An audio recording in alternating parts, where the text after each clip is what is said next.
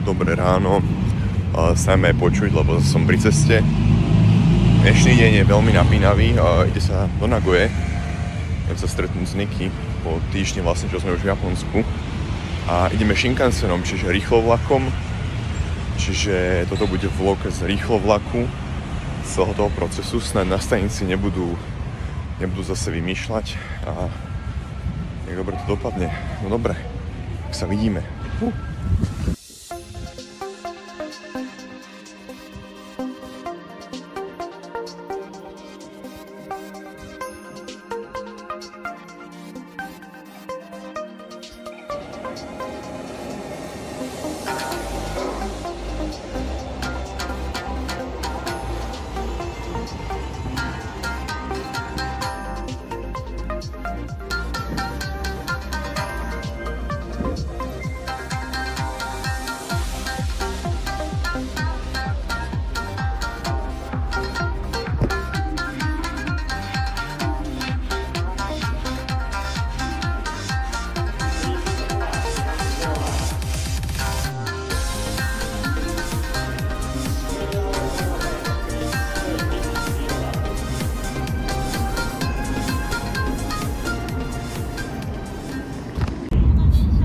Tak už som sa usadil pekne v Shinkansene, ako môžete vidieť.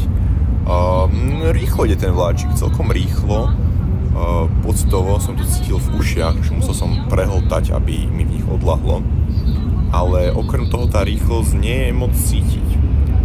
Že ono sa to zdá, že ide tak, že ten vlak ide rýchlo, ale pokiaľ sa nepoznáte von oknom, tak proste iba ide, no. Niečo iné by som o tom povedal.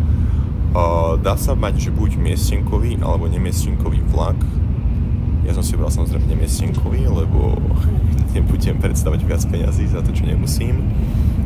A tak, no, bol plný ten vagón. Musel som sa späť nejakého Japonca, či som už nemusel sadnúť. Našťastie mohol som a on potom viac menej spinkal celú cestu, čiže to bolo celkom fajn. No, ale do inej prefektúry za pol hodinu, to je dlhšie, to máme až do Dubravky.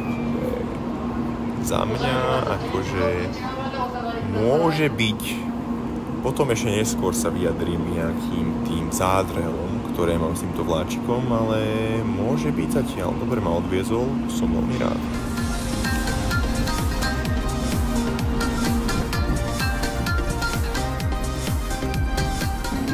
No, tak sme tu. Uvidíme, aké Grand Adventures nás tu čakajú.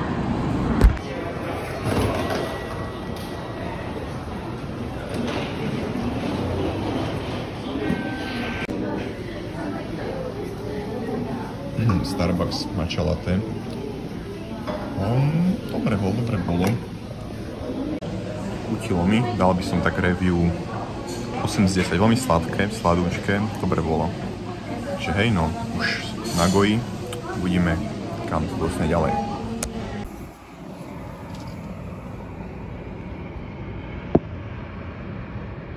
To je reálne, že Ferris wheel, hej.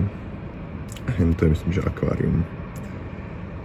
Do School Hotel. Nebudeme si klamať, do School.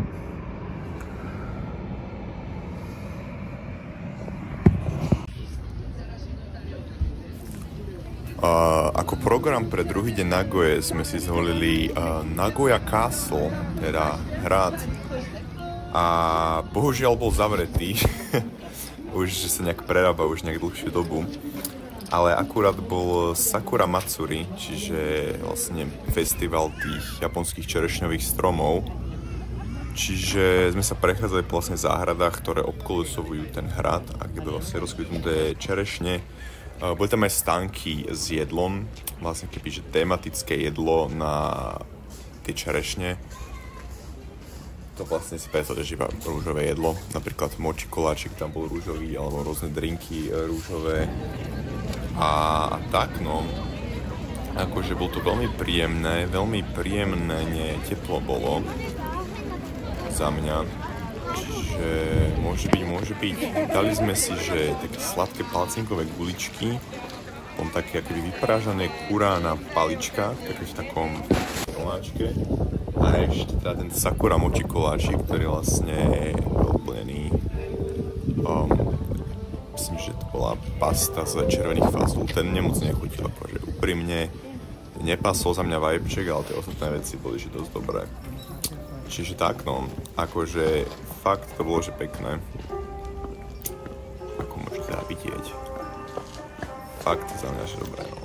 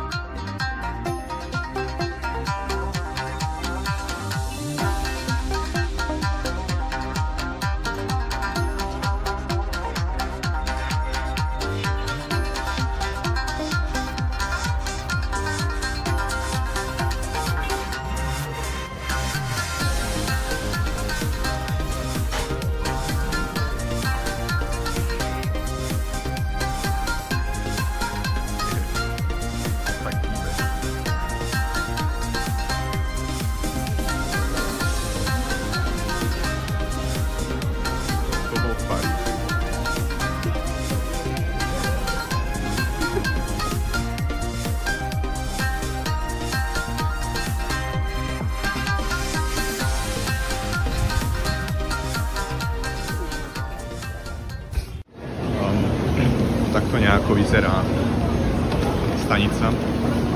Keď sa ešte dostať stadiaľto v noci. Je to, že insane. Že skutočne insane. Akože teraz je nejakých 9 hodín a snažím sa dostať naspäť do Kyoto vlakom. Tu je že tak pokokot ľudí, to ste nevideli.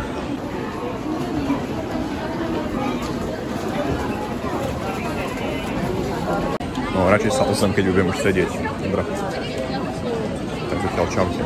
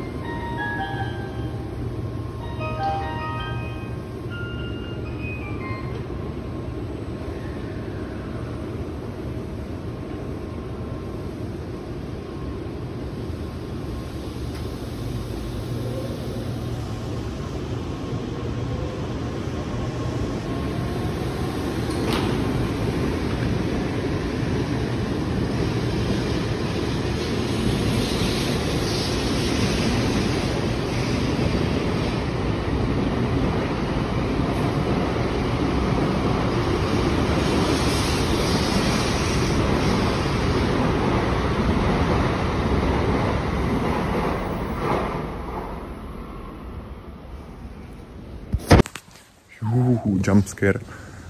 Čiže už naspäť v Kyote, kráčam na Intrak. No a hej, akože Shinkanseny to bolo nič special. Musím povedať, že neviem, čo som čakal, ale ako keby tá rýchlosť není že vôbec cítiť. Najskôr mi, že trošku zaláhala aj uši. Ale povedal, že úplne prestane. Čiže neviem, akože je to pohodlné relatívne, akože fúka, že úplná. Teraz vlastne po ceste naspäť máme ľudia, že stali v uličkách, keď proste plný lag jak u nás, čiže ako záleží, či si kúpite miestninku alebo nie. Ja som nemal, lebo to si tak o 6 € viacej, hej. No, ale tak akože 116 km za 30 minút je, že fajn, že dosť. Akože mŕte fajn, ale zasa tú cenu, neviem, ťažko povedať. Musím pozrieť, či existuje že lepšie vlaky, že nie rýchlo vlaky. To môže byť tú cestu prešli za 4 hodiny alebo kľudne aj menej, ale takto ma to stalo nejakých 36 € či koľko za 116 km, či akože dosť veľa, no. No, a musím sa teraz sústrediť na cestu, lebo sa stratím, ja som sa na Intraky, čiže ideme sa tam. Zdraví vás Samo z neidentifikovateľnej budúcnosti. A ešte s finálnymi vlastne pocitmi ohľadom toho Shinkansenu. Cesta, mám to teraz otvorené, cesta vlastne z Kyoto do Nagoje je že 136 km približne. Stojí to teda, že 31 € a trvá to pol hodinu. To sú to fakty. Keby sme to porovnali že so slovenským ekvivalentom, hej, Bratislava Levice, vlak, ktorý ide údajne hodinu a 57 minút. Prejde teda z nejakých tiež 140 km za cenu, že 0 pre študentov. A ak by ste mali študentský lístok, ja neviem, koľko vás stojí, do 10 €, niečo také. Čiže za mňa osobne to peňažne nestojí za to ten Shinkansen. Čo sa týka, čo vlastne dostanete. Že radšej by som išiel proste tým vlakom kľudne 2 hodiny zadarmo, než pol hodinu za 30 €. Ale tak nechám to na vás, ako to, či to podľa vás stojí za to alebo nie. Toto sú len také tie moje myšlienky a moje pocity. No nič, toto je koniec dnešného vlogu. Mám nachystané aj ďalšie videjka pre vás všetkých. Ďakujem, že pozeráte moje vlogy. Čaute sa, majte sa dobre, vidíme sa.